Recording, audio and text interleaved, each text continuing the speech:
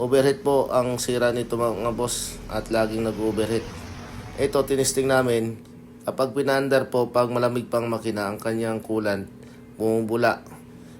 Pero pag mainit na, ang kanyang coolant umaangat at yun nga, kumukulo na siya. Dahil ang radiator fan motor gumagana naman pero hindi siya namamatay, ibig sabihin hindi siya nag-automatic, hindi niya kaya palamigin ang coolant sa kanyang radiator. Dahil ang radiator hose dito sa ibaba malamig at sa itaas naman mainit, yun nga, kumukulo na ang kanyang coolant. Ibig sabihin nito mga boss, ang kanyang coolant hindi umiikot sa makina. Unang gagawin natin dito mga boss, tatanggalin natin ang kanyang thermostat. Dahil ang thermostat hindi siya gumagana, baka stuck up.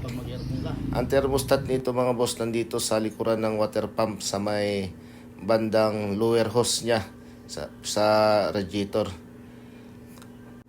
Ito na po ang kanyang thermostat. Ito po kapag sira ito at stuck up, ito yung nagiging dahilan po kapag stuck up ito sa pag-overheat ng ating makina. Papalitan po natin ng bago at alamin natin kung mag-overheat pa ba ito o hindi na.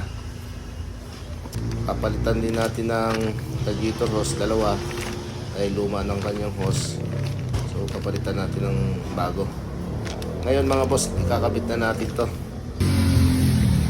Kabit na po natin ng radiator hose at ang kanyang thermostat.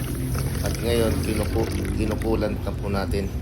Dito na natin malalaman mga boss kung mag-overheat pa ba ito. Yan nga mga boss, napaandar na natin. At sa ngayon, inoobserbahan pa namin yung coolant niya. Dahil ito, wala na po tayo nakikitang bula dito sa kanyang coolant. Ibig sabihin mga boss, ang coolant nito umiikot na sa loob ng makina. Dahil ang kanyang radiator hose sa lower at upper, pareho na po siya mainit. So yun lang mga boss, ang sira po nito, kaya po siya nag-overheat. Ang kanyang thermostat, yun nga, stuck up siya. Hindi na po siya nagbubukas kahit na mainit ang kanyang coolant.